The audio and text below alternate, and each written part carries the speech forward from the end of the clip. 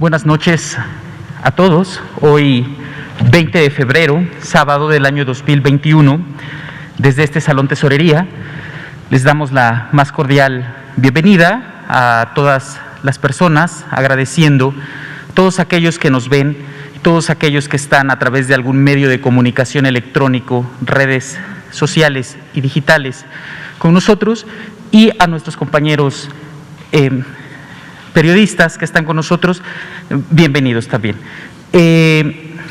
Soy el doctor Cristian Arturo Zaragoza Jiménez, director de Información Epidemiológica de la Dirección General de Epidemiología, y el día de hoy tengo el gusto de informarles el comunicado técnico. El día de hoy la dinámica estará con nosotros, gracias a la tecnología y a la forma digital, el doctor José Luis Alomía Segarra, quien se conectará con nosotros para dar la parte de lo referente al tema de vacunas, y posteriormente daremos las preguntas y las respuestas. Vamos a iniciar con la parte del comunicado técnico.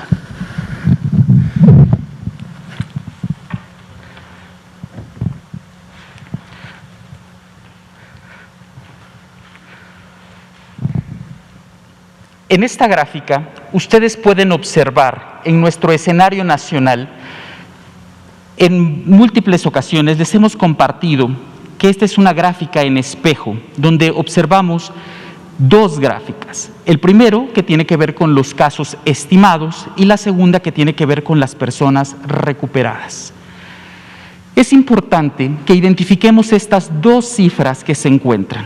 La primera se refiere en color verde, 56.533 casos activos estimados, que representan el 3% de la totalidad.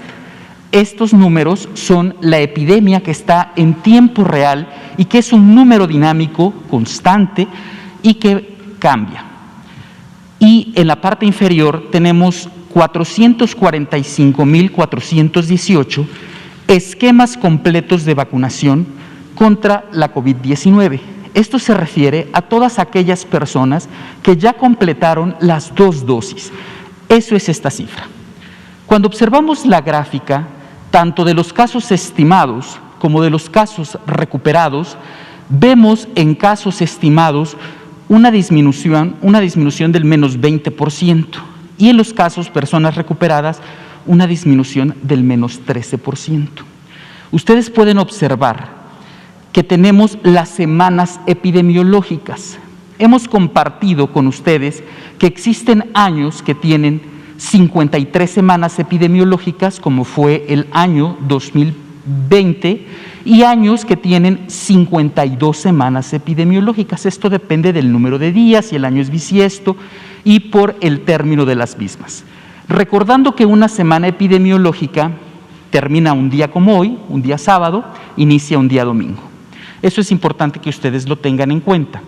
Cuando ustedes observan la curva, deben de tener en cuenta que fue en la semana epidemiológica número 9 del año 2020 donde empezamos a tener nosotros ahí la identificación de los casos en nuestro país. Entonces estamos próximos, porque hoy estamos cerrando la semana epidemiológica 7, vamos a iniciar la 8, a tener ya un año de esta cifra.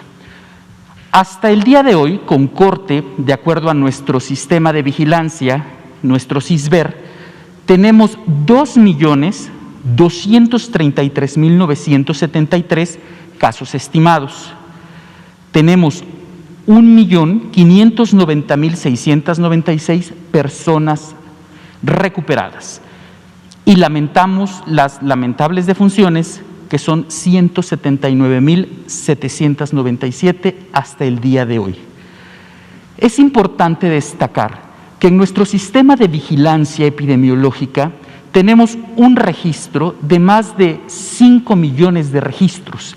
Y eso es muy importante, porque esos más de 5 millones de registros que se tienen en este sistema de vigilancia epidemiológica es gracias al esfuerzo de equipos de salubristas, de equipos de epidemiólogos de todas las instituciones y de todo el país, que día a día, sin descanso, se ha dicho, esto ha sido una epidemia larga para el país y continúa.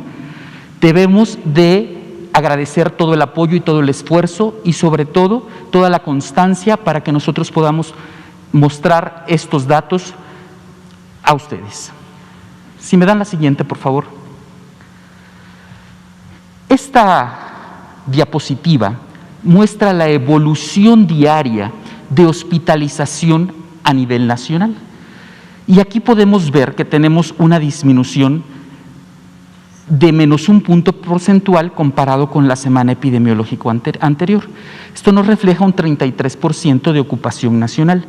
Tenemos en color café el total de las personas hospitalizadas, vemos en color rojo las personas hospitalizadas en camas generales y vemos en la línea verde las personas hospitalizadas con ventilación mecánica. Podemos ir observando una tendencia a la disminución, pero aunque observemos la tendencia, tenemos que ser muy enfáticos en el fortalecimiento continuo de las medidas de protección, del lavado constante de manos, del uso correcto del cubrebocas, de la sana distancia, de utilizar el estornudo de etiqueta con el ángulo interno del codo, de evitar las reuniones y sobre todo apegarnos al semáforo epidemiológico de acuerdo a las recomendaciones y a cada color acorde a la entidad federativa que se encuentre según el color que se marca. La que sigue, por favor. En esta diapositiva vemos disponibilidad y aquí ustedes han observado cómo han disminuido en estos 3 grandes indicadores que se tienen. Entidades federativas con más del 70% de ocupación, en este momento no tenemos ninguna entidad en el país. Entidades federativas, entre el 50 y 69% tenemos 3 entidades, que son la Ciudad de México, Puebla y el Estado de México, las 3 entidades del centro del país. Y tenemos 29 entidades federativas con menos del 50% de ocupación. Estamos hablando de camas para hospitalización general. En números ustedes pueden observar que tenemos un total de el universo que reporta a la red Irak de 32.185 camas. Y esto lo que podemos resumir tenemos 20.945 camas disponibles y existen 11.240 camas generales ocupadas. Si me da la siguiente, por favor. Disponibilidad de camas con ventilador. Tenemos ninguna entidad, esto es algo muy destacable, con más del 70% de ocupación en camas con ventilador. Tenemos solo una entidad que está entre el 50 y 69% de ocupación, que es la Ciudad de México, y tenemos 31 entidades federativas con menos del 50% de ocupación. Esto significa que de esta red que reporta día a día, que no descansa en las 24 horas, tenemos un acumulado hasta el 20 de febrero y el corte es de 11.473 camas totales, que es nuestro gran universo. Existen 7.130 camas disponibles y están ocupadas 4.343. Vamos a dar la siguiente. Para este momento vamos a hacer un enlace remoto gracias a la tecnología y sobre todo gracias a todos estos medios digitales que nos pueden acercar. El enlace remoto será con el director general de epidemiología, a quienes ustedes conocen muy bien, el doctor José Luis Alomía Segarra, quien se conectará con nosotros para dar el informe de vacunas. ¿Qué tal? Muy buenas noches. Saludo a todos a través de este medio virtual. Muchas gracias, estimado doctor Cristian Zaragoza, por estar ahí de manera presencial. Un saludo también a los medios de comunicación que asisten a Palacio Nacional todas las noches a atender esta conferencia. Un saludo también a todas las personas que nos ven a través de los diferentes medios de comunicación, canales, así como también redes sociales. Bueno, como pueden ver, esta noche me toca ahora a mí también estar de manera virtual, y con mucho gusto vamos a proceder a dar el informe del avance de la Estrategia Nacional de Vacunación. Como vemos en esta primera diapositiva, en la que por cierto, de hecho ya ustedes están familiarizados de seguro con ella, aquí reportamos todos los días el avance de las dosis aplicadas de manera diaria. Como pueden ver ustedes, en las últimas días, prácticamente en la última semana, pues hemos tenido un incremento y un avance importante en la campaña, en la Estrategia Nacional de Vacunación, debido, como comentábamos, a que se está aplicando ya de manera conjunta dos tipos diferentes de vacuna, en el sentido de que son dos fábricas que en su momento nos han ya proveído, dos farmacéuticas. Estamos aplicando la vacuna de Pfizer o BioNTech y la vacuna de AstraZeneca. La primera ya estamos en segundas dosis para la población de trabajadores de la salud, y en el caso de la segunda, que fue la que llegó apenas el fin de semana pasado, estamos ya también intensamente en la aplicación al grupo o a la población de adultos mayores. El día de hoy se tuvo un avance para efectos del corte de las 4 de la tarde de 55.742, y obviamente esta cantidad de dosis aplicadas que pudiera parecer menor a los días previos es también porque, si recordarán, y lo veremos ahorita en siguientes imágenes, pues ya muchas de las entidades están logrando avances importantes que los sitúan ya cerca de poder terminar su vacunación de este primer grupo de adultos mayores. Si vemos en la siguiente diapositiva, vamos a identificar precisamente el acumulado total de vacunas que hasta el momento se ha puesto. Vean ustedes cómo a partir precisamente del 14 de febrero en adelante volvemos a tener un incremento importante de la aplicación de todas estas dosis, llegando el día de hoy ya a 1.656.304 dosis aplicadas, tanto para la etapa 1, que continúa todavía en progreso, como en este inicio durante esta semana de la etapa 2. Vamos a ver la siguiente diapositiva. Aquí podemos ver precisamente lo que estábamos comentando para efectos de la media nacional de esta dotación de vacuna AstraZeneca de Serum, que llegó apenas el fin de semana pasado y que se destinó a la población de adultos mayores. Hablamos de estas 860.450 dosis, pues ya el 63% de las mismas ha sido aplicada, y pueden ustedes identificar precisamente en la gráfica las entidades que prácticamente pues ya superaron el 90% de la meta en efectos de la cantidad de vacunas que se les fue enviado. Tenemos a Aguascalientes, tenemos a Campeche, la Ciudad de México ya tenía prácticamente desde el día de ayer la meta lograda, también está Guanajuato, está Morelos, tenemos a Tlaxcala, pero vemos también muchas otras entidades que ya sobrepasaron el 60% y prácticamente todas acercándose a la mitad. Entonces esto es un buen avance, porque quiere decir que durante esta semana cada una de las entidades federativas pues precisamente ha podido aplicarse y ha podido contribuir a el avance de este grupo tan importante de proteger precisamente por el riesgo también elevado que tienen los mismos de generar enfermedad grave. Si vemos la siguiente, por favor.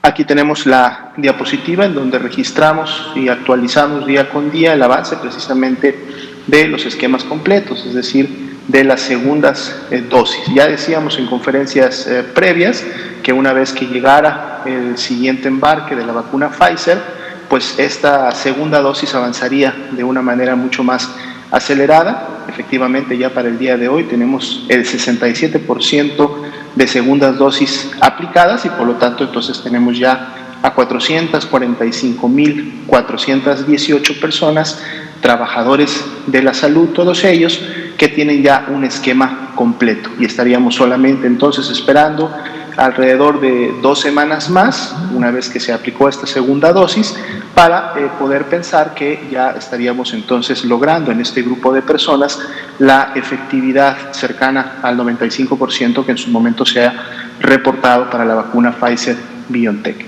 Otros grupos poblacionales que ya recibieron su primera dosis, como fue el personal educativo de Campeche, y el grupo de personas adultas mayores que apenas inició esta semana, pues todavía estarán en siguientes días y semanas recibiendo, en la medida que vayan cumpliendo la temporalidad mínima indispensable para la aplicación de la segunda dosis, empiecen entonces a programarse la aplicación de sus segundas dosis, y en su momento veremos también entonces reflejado ese avance en nuestra gráfica.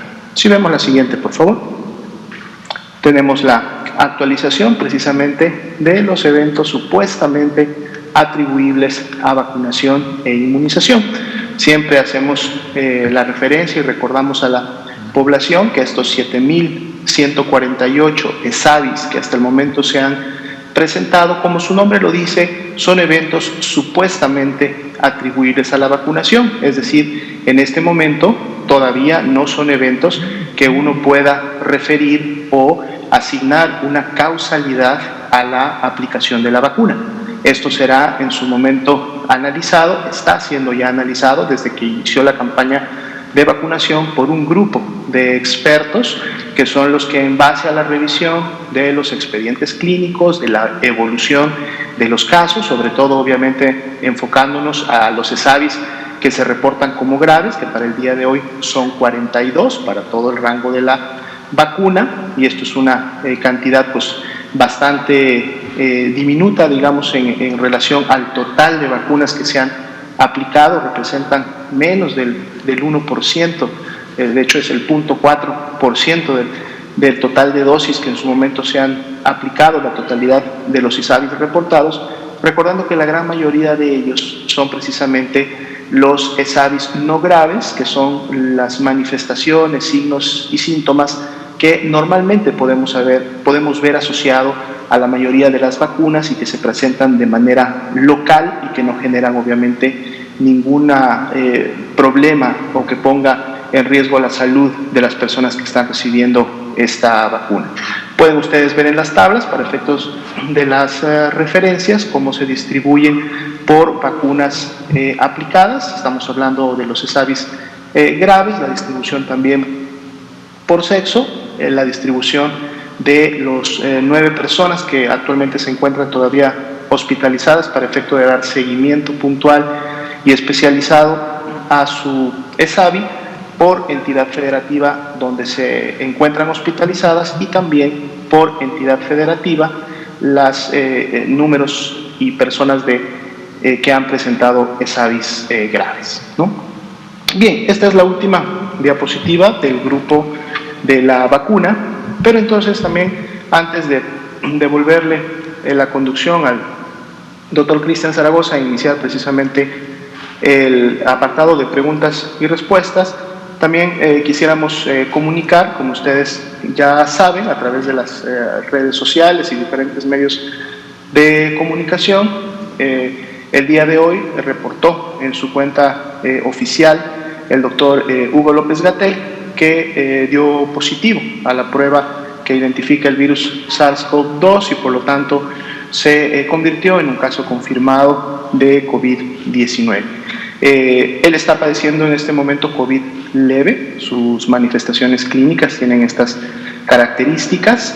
Hemos estado en comunicación constante, él con todo su equipo, continúa obviamente dando seguimiento a todas las acciones de respuesta contra la epidemia en México y sobre todo en este momento de manera particular sobre las diferentes actividades en relación al Plan Nacional, a esta política nacional de vacunación contra el virus SARS-CoV-2 y obviamente en relación también a los siguientes entregas de vacuna que se están programando y llevando a cabo en los siguientes días.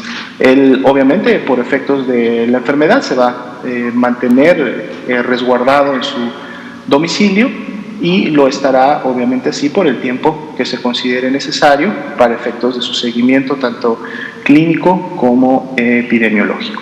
Entonces vamos a estar obviamente cubriendo su equipo esta conferencia vespertina y cumpliendo con el objetivo principal y puntual, que es día con día poder informar a toda la población mexicana de cuál es la situación y la evolución de la pandemia de la COVID-19 en México. Entonces, doctor Cristian Zaragoza, usted que está presente físicamente en Palacio Nacional, por favor, si tiene a bien conducir el apartado de preguntas y respuestas, y aquí estoy yo atento también para responder las que sí convengan. Le damos las gracias al doctor José Luis Alomía Segarra, que haciendo uso de los beneficios de toda la tecnología y de todos estos alcances pueden estar con nosotros en esta parte de vía remota. Para esta parte lo vamos a hacer de una forma ordenada con nuestros compañeros reporteros para poder conocer amablemente sus preguntas y poderles darles una respuesta. Iniciamos con el compañero, por favor. Muchas gracias. Buenas noches, doctor Cristian, doctor Alomía, muy buenas noches. Buenas noches. Mandamos un saludo al presidente López Obrador y bueno, si me permiten iniciar con un saludo y un deseo bueno para que el doctor Hugo López-Gatell se recupere y esté en buenas condiciones, de parte de un servidor, y también, si me lo permite, con todo respeto, me gustaría poderle comunicar un mensaje que me mandaron mis queridos maravillosos suscriptores para el doctor Hugo López-Gatell, deseándole también sus buenos deseos y que se recupere pronto.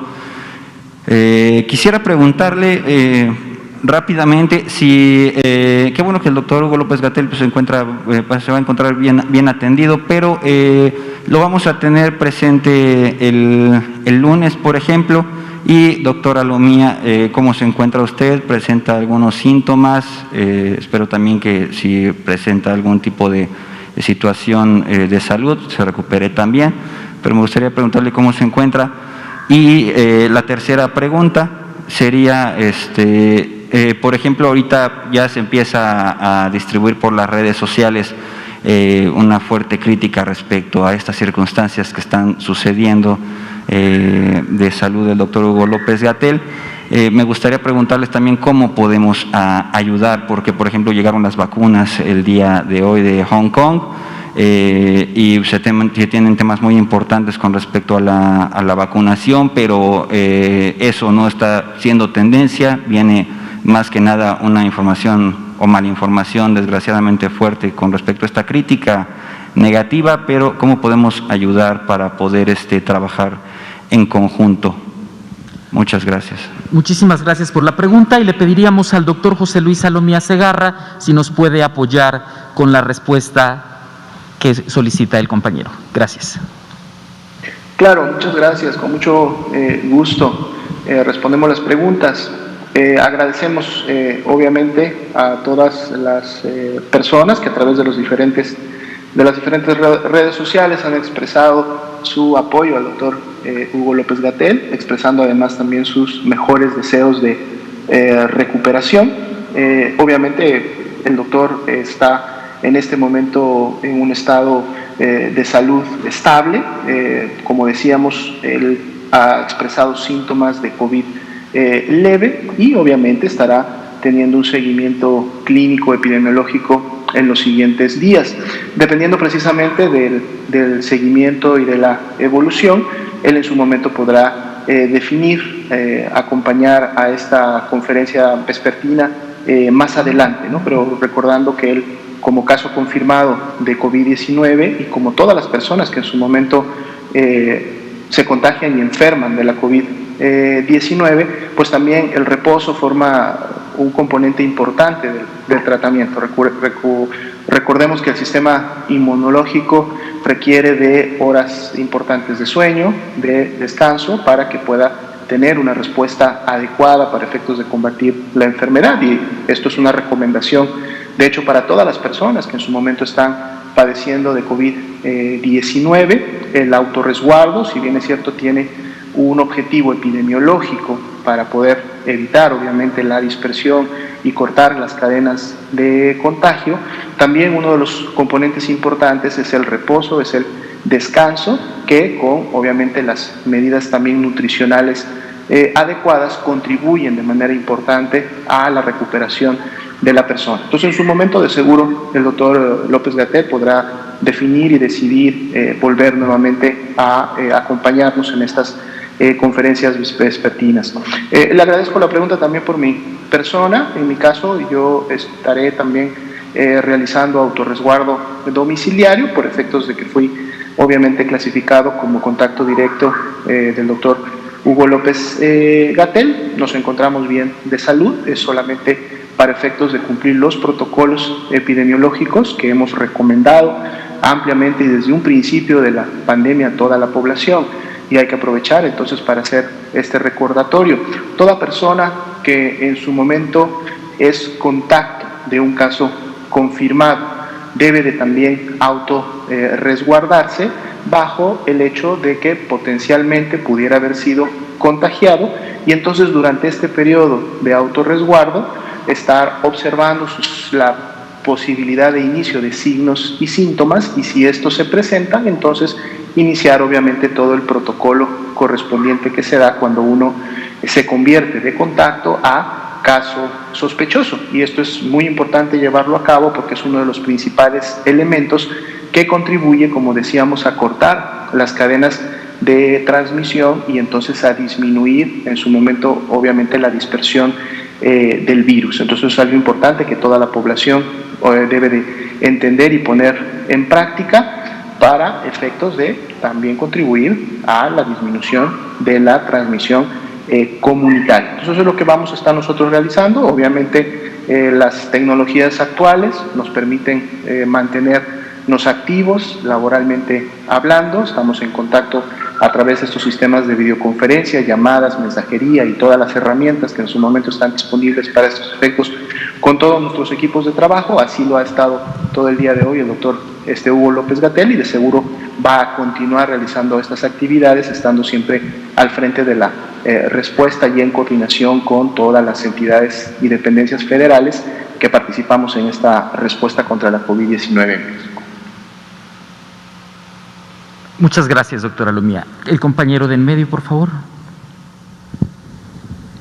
Buenas noches, doctor Cristian Zaragoza, director de Información Epidemiológica del INDRE. Buenas noches, doctor Alomía, director del INDRE.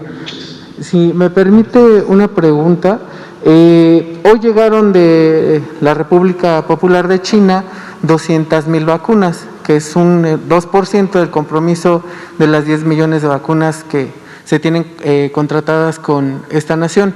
¿Ya hay alguna planeación de dónde se van a usar estas vacunas? Y bueno, le deseamos una pronta recuperación al doctor Hugo López-Gatell, subsecretario de Salud. Lo mismo para usted, doctor Alomía. Le agradezco las preguntas y su respuesta. Buenas noches. Gracias, doctor. Muchísimas gracias, compañero. Le pediríamos al doctor Alomía si nos podría hacer una referencia referente al tema del componente de vacunas que menciona el compañero. Gracias.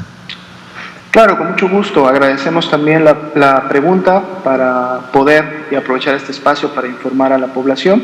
Como ustedes han visto también en diferentes medios de comunicación y redes sociales durante el día, se estuvo anunciando de manera oficial el arribo ya al país de estas 200,000 primeras dosis de la vacuna Sinovac.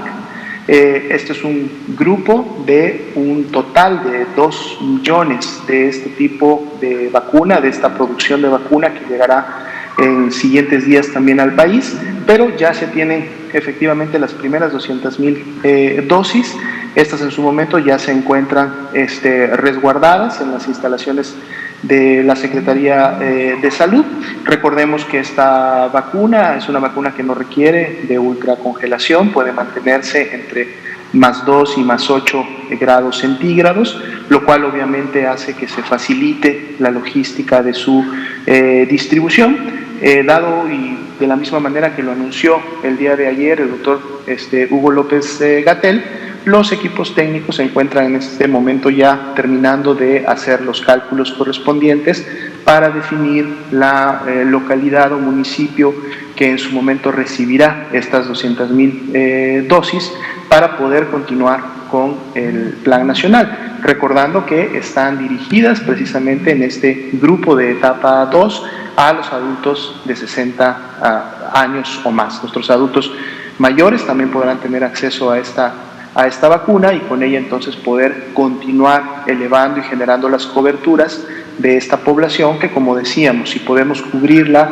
lo antes posible, vamos a tener un impacto importante en la reducción de la mortalidad, dado que son los adultos mayores de 60 años o más, en la medida que además esta edad va subiendo, mayores de 70, mayores de 80, donde el virus SARS-CoV-2 tiene sus efectos más importantes y produce las mayores complicaciones que obviamente en este grupo incrementan no solamente la letalidad, sino también la mortalidad. Entonces es un grupo prioritario e importante al que tenemos que cubrir lo antes posible y por lo mismo estas vacunas que llegaron se enfocan y apuntan también a incrementar la cobertura en este grupo de edad y así se estará realizando en estos siguientes días.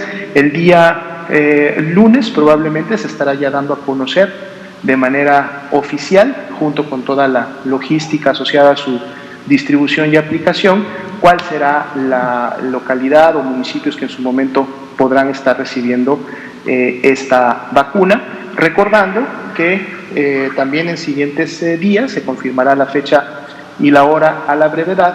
También estarán arribando al país 200,000 dosis de la vacuna Sputnik V, una vacuna que también obviamente contribuirá a incrementar la cobertura de nuestros adultos mayores y muy probablemente entre mañana o el mismo lunes se estará también comunicando la fecha, la hora en la que arribará finalmente esta vacuna y también de seguro el grupo, las áreas geográficas en donde la misma podrá ser distribuida. Sin olvidar que ya tenemos programado para el próximo martes el arribo de un poco más de 500,000, 511,000 dosis de la vacuna de Pfizer-BioNTech para poder seguir cubriendo a la población de trabajadores de la salud y quedando también una proporción de este nuevo embarque para poder contribuir a seguir avanzando con la población de adultos mayores de 60 años y más. Muchísimas gracias, doctor José Luis Alomía. Compañero, por favor. Buenas noches, Arturo Contreras, de Pie de Página. Un poco sobre las vacunas que también llegan hoy, ya nos adelantan que se van a aplicar que el lunes darán a conocer dónde se van a aplicar. Me parece, tengo entendido que estas vacunas se van a aplicar junto con las otras vacunas que van a llegar el lunes, se espera que lleguen el lunes a las 11 de la noche, ¿no? Las Sputnik V. Entonces, estas se van a estar aplicando en la misma zona geográfica del Valle de México. Esa es una. Y hasta el momento nos informan que se ha aplicado más del 50% del lote que llegó de vacunas de AstraZeneca. Sin embargo, en la gráfica de aplicación vemos una disminución conforme a los primeros días, ¿no? Entonces, todavía falta como cerca de la mitad del lote. Entonces, ¿por qué se ha ido frenando la velocidad de transmisión? Si es porque están haciendo llegar las vacunas a entidades muy lejanas o por qué, pues. Muchas gracias por su pregunta. Le pediríamos al doctor José Luis Alomía Segarra si nos puede compartir. Claro, con mucho gusto. Muchas gracias, estimado Arturo, por la pregunta. Efectivamente, ¿no? Es un poco el efecto también que veíamos en su momento con la vacuna Pfizer-BioNTech cuando se aplicó en aquella semana en donde recibimos prácticamente 500,000 de dosis, esa primera semana ya por el 13 de enero, ¿no? En donde los primeros días hubo obviamente un rápido incremento y dispersión y colocación de la vacuna y en la medida que van pasando los siguientes días va a lo mejor disminuyendo un poco la productividad diaria porque está relacionada precisamente ya con esta dispersión en el territorio que se puede tener. La vacuna, recordando AstraZeneca, que está destinada a este grupo de adultos mayores de 60 años y más, y que fue distribuida en las 32 entidades federativas a su arribo durante esta semana. Obviamente, los primeros días pudo rápidamente llegar a las localidades más cercanas, a las localidades que tenían a lo mejor un acceso más cercano, y en la medida que sigue avanzando los demás días, incrementan un poco los retos también de movilidad. Ponemos, por ejemplo, el caso de la Ciudad de México. La Ciudad de México terminó rápidamente durante los primeros 3 días con la aplicación a los grupos que tenía en su momento anotados, y por ejemplo el día de ayer y el día de hoy se enfocó a la atención de adultos mayores que por problemas obviamente de movilidad o incapacidad no pudieron acudir al punto de vacunación. Entonces implementaron ya o están en la fase en donde pueden obviamente dar el servicio a domicilio, pero entonces, dado que el servicio a domicilio es personal, es particular, obviamente esto no es tan rápido como el grupo de personas que en un momento acude al punto de vacunación. Así también tenemos que contemplar que en muchas entidades federativas, las localidades que se seleccionaron, si ustedes lo recuerdan, son precisamente municipios rurales que de difícil acceso, o municipios rurales que no necesariamente o no están cerca de una zona urbana. Entonces eso en su momento incrementa también la logística de distribución, de aplicación, en donde las brigadas van movilizándose y van en su momento atendiendo. Esto también a su vez se suma al hecho de que en muchas de estas localidades no necesariamente hay cobertura de señales de internet a través de teléfonos celulares, o ni siquiera la presencia de internet de ningún tipo. Entonces, una vez aplicada la vacuna, una vez realizado el operativo de vacunación en esa localidad, la brigada tiene que regresar a una zona de cobertura para poder enviar o mandar, o inclusive empezar a capturar los datos en el sistema que ha sido diseñado para la integración de los mismos. Entonces, hay muchas vacunas que en su momento ya fueron aplicadas, ya se realizó a cabo esta aplicación en las zonas rurales, pero en la medida que las brigadas van subiendo la información y la van capturando, entonces empezamos a tener la información concentrada, y es la que les podemos presentar noche con noche. Entonces, si sumamos estos prácticamente 3 aspectos que acabo de mencionar, son los que en su momento estarían dando este efecto en donde vemos que hay a lo mejor una disminución en la productividad en los últimos días, pero la seguridad que podemos tener es que todas las entidades federativas están todos los días trabajando en los diferentes esquemas, en los diferentes modelos y con las diferentes logísticas para en el menor tiempo posible poder llegar a la meta de las dosis que hasta el momento se les han enviado. Muchísimas gracias, doctora Alomía. Compañero, adelante. Gracias. Doctor, un ESAVI pues es una reacción después es una medición de una reacción después de aplicar la vacuna, ¿no? Bueno, a grandes rasgos más o menos. Pero, por ejemplo, ¿cuándo se deja de tomar en cuenta que podría ser un ESAVI? ¿Cuánto tiempo tiene que dejar pasar después de aplicar la vacuna para poder tomarlo en cuenta como un ESAVI? O sea, ¿el registro se toma en cuenta después de aplicar la vacuna o también se puede tomar en cuenta que un ESAVI sería una posible reacción después de unos 2, 3 días, una semana, un mes? ¿Cuánto tiempo se tiene que dejar pasar para que ya un ESAVI ya no se considerara dentro del ESAVI? Esa es una pregunta. Y otra también, me han preguntado suscriptores acerca de la vacunación de nuestros compatriotas mexicanos allá en Estados Unidos. Muchos no tienen conocimiento de cómo será la vacunación allá todavía o cómo se estarán vacunando. Me comentan que en los consulados, me preguntan que si en los consulados se va a vender la vacuna, va a ser gratuita o cómo va a ser la vacuna allá para nuestros compatriotas. Gracias. Muchísimas gracias, y le solicitaríamos al director general de epidemiología si nos puede compartir. Con mucho gusto. Sí, precisamente entiendo entonces la pregunta tiene que ver con la temporalidad en la cual se puede producir un evento supuestamente atribuible a la vacunación e inmunización, un ESAVI. Efectivamente, esto va de la mano y depende de la vacuna. Dependiendo de cada vacuna, hay una temporalidad que se marca para la ocurrencia del mismo, dado que estamos obviamente en el marco de la COVID-19 y hablando de las vacunas contra el virus SARS-CoV-2, la temporalidad que se ha marcado son 30 días, es decir, una vez que una persona recibe la vacuna, se pueden contar hasta 30 días a partir de ese momento para efectos de que pueda ocurrir un evento supuestamente atribuible a la vacunación e inmunización.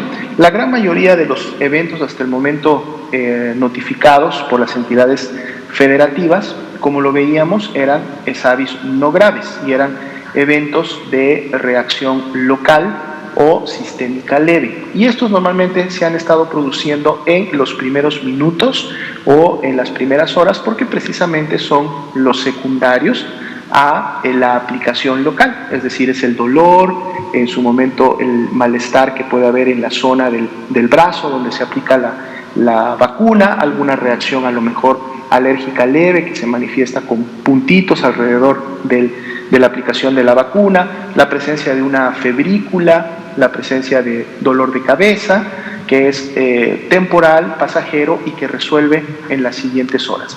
Sin embargo, los sistemas de vigilancia epidemiológica, recordando que esta es una actividad que está a cargo del SINAVE a nivel nacional, conocen y saben que estos eventos pueden ser clasificados todavía como ESAVIS si se presentan hasta 30 días posteriores de la vacunación, y de ahí la importancia de que las unidades médicas, cuando están en su consulta diaria, en su consulta frecuente, atendiendo a las diferentes personas que llegan a demandar esta por asuntos de estar presentando signos y síntomas de enfermedad, hacen la pregunta de si en los últimos 30 días hubieran recibido algún tipo de vacuna, porque finalmente el sistema de SAVIS no es exclusivo o específico para la vacuna contra el virus SARS-CoV-2. Este es un sistema que funciona para la aplicación de todas las vacunas. Entonces, el enfoque epidemiológico siempre tiene dentro de los cuestionarios y los abordajes clínicos correspondientes el preguntarle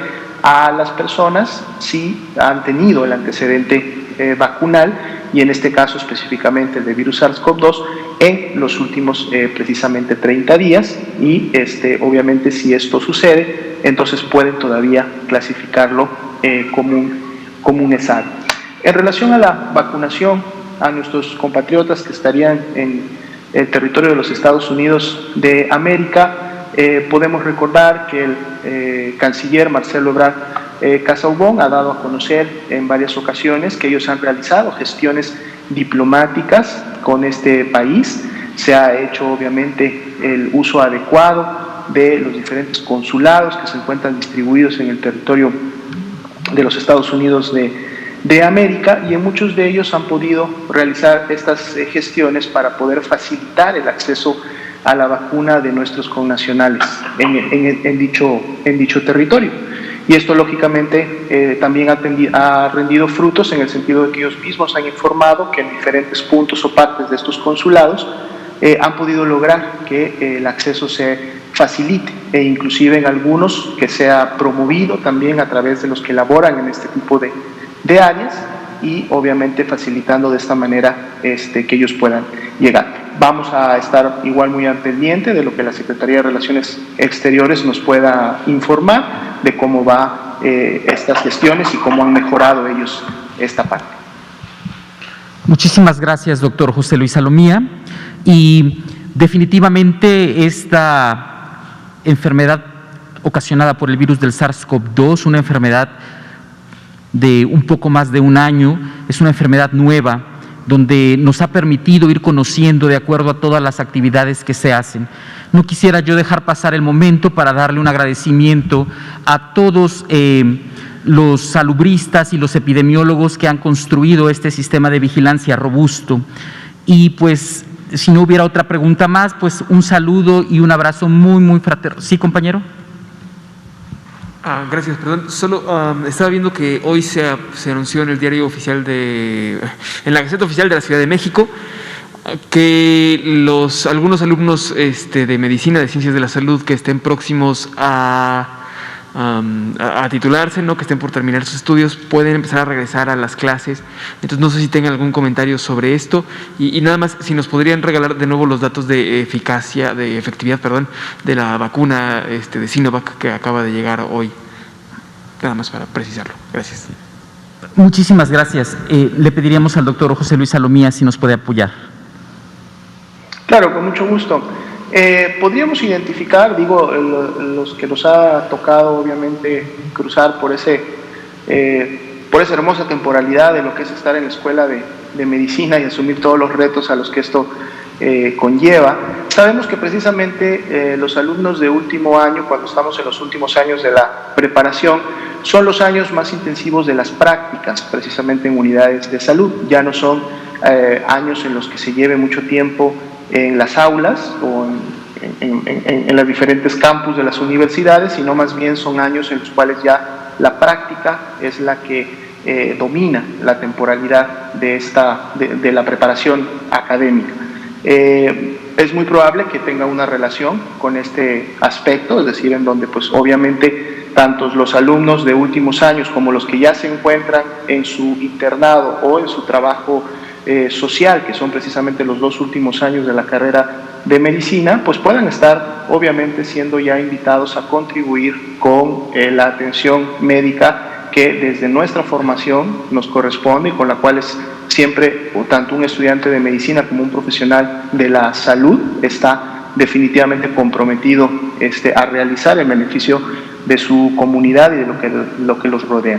Habrá que ver a lo mejor de manera específica en qué contexto se hizo esta declaración, pero asumo que pudiera estar precisamente relacionado a esta particularidad que comento de los últimos años de la medicina.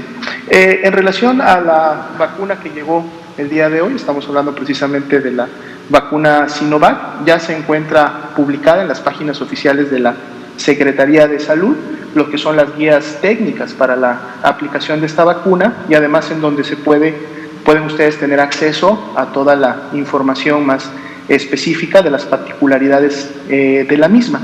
En este documento inclusive ustedes van a poder encontrar los resultados que en su momento se obtuvieron de primeros ensayos, de estas fases de ensayos clínicos que se llevaron a cabo con la vacuna y que reportan precisamente la eficacia de la misma. Por ejemplo, se tiene un reporte de estudios de fase 3 realizados en Turquía, en donde después de la segunda dosis se alcanzó una eficacia del 91.25%. Se tiene otro ensayo también de fase 3 que se llevó a cabo con esta vacuna en Indonesia, en donde en Indonesia reportaron una eficacia del 65.3%, ¿no? Y recordemos también, como se ha dicho en conferencias previas, que un tema es la eficacia y otro tema sería ya la efectividad que se puede lograr una vez que la vacuna es distribuida y aplicada,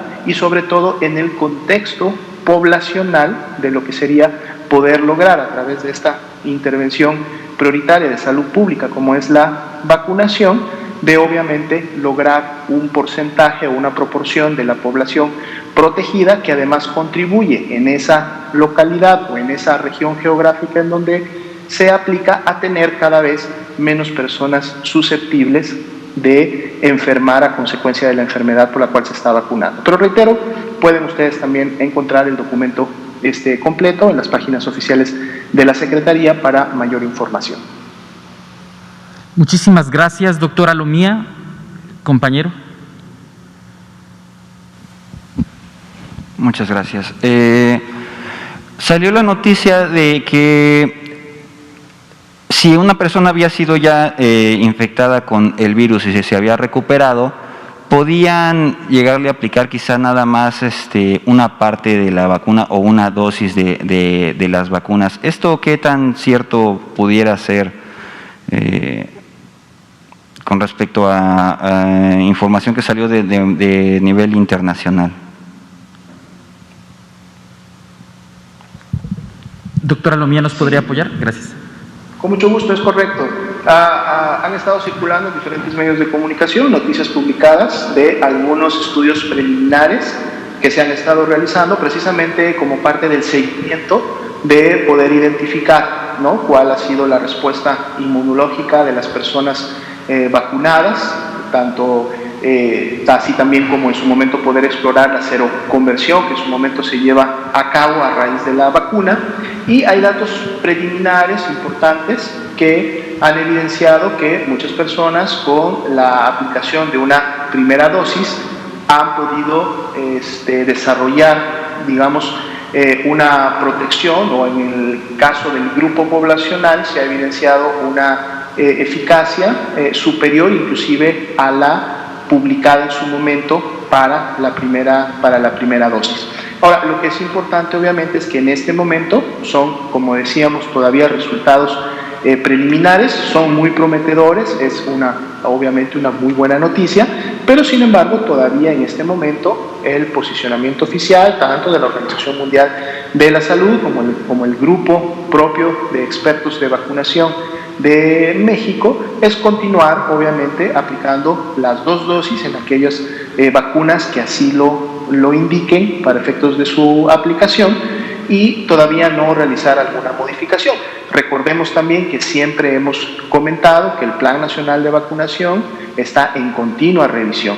El grupo de expertos, el GTAP, sesiona con mucha frecuencia, están ellos revisando constantemente todas estas evidencias, todos estos nuevos resultados de estudios que se están publicando a nivel internacional, están al tanto del desarrollo nacional también que se está llevando en la vacunación, porque es importante que ante la identificación de alguna necesidad, obviamente, de producir cambios en el plan nacional, se haga de manera oportuna, siempre obviamente basados en la bibliografía y en el soporte científico que debe de existir. Entonces esto lo están obviamente revisando, y si en algún momento se llega a tener alguna recomendación o la evidencia es suficiente como para generar cambio en las indicaciones, de seguro se hará, pero por lo pronto y hasta que no se tenga todavía esta información o estas evidencias, se continuará aplicando las 2 dosis que las vacunas que así lo requieran deban de llevarse a cabo. Muchas gracias, doctor. Y una última pregunta respecto a la vacunación en niños menores de 16 años. ¿Por qué se les separa del resto de la población? Sabemos que no está recomendada la vacuna en ese sector de la población porque pues, precisamente no han habido investigaciones con respecto a los avances, ¿no?, en vacunación en ese sector. Pero ¿por qué esa separación del sector? ¿Por qué esperar otros resultados?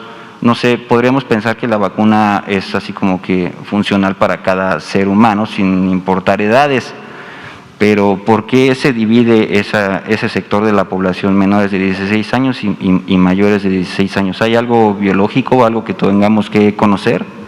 Gracias.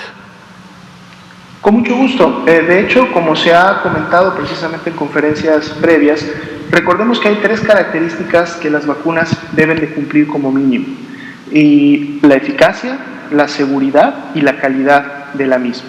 Y precisamente uno de los componentes importantes es el de seguridad, es decir, que la vacuna no debe de producir un daño a la salud de la persona y solamente producir el beneficio para la cual obviamente la vacuna se está aplicando, que es generar la inmunidad contra la enfermedad para la cual se aplica.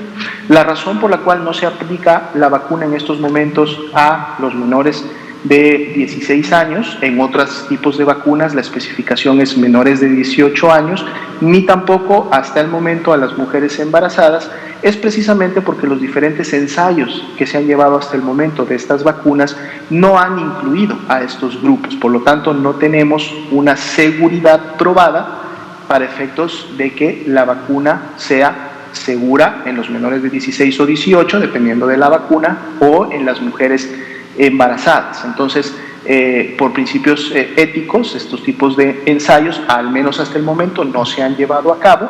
Sin embargo, en la medida que se tenga más información en relación a su seguridad y obviamente también en relación a su eficacia en los demás grupos poblacionales, entonces ya con más evidencia científica, de seguro en algún momento podrá empezar obviamente a realizarse estudios en otros grupos.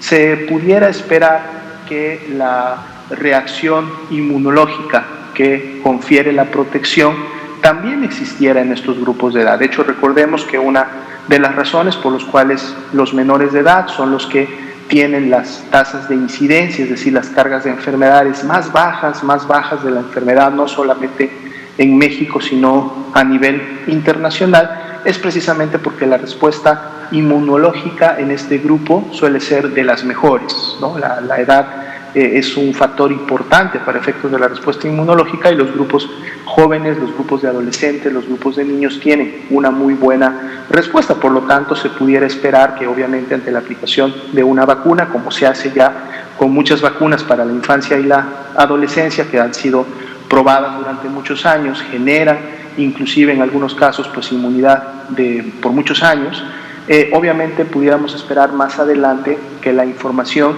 sea lo suficiente para poder también incluir a este y otros grupos que actualmente no se están vacunando. Entonces es un principio principalmente de seguridad, y obviamente que al no haber estado incluidos en estos grupos, pues tampoco tenemos entonces la evidencia científica de los ensayos de la eficacia que en su momento la vacuna pudiera producir. Esas son básicamente las razones.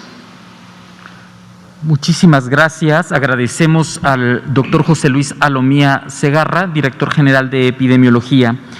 Y pues un abrazo muy fraterno a todas las personas que están en el mundo y en nuestro país cursando con la enfermedad.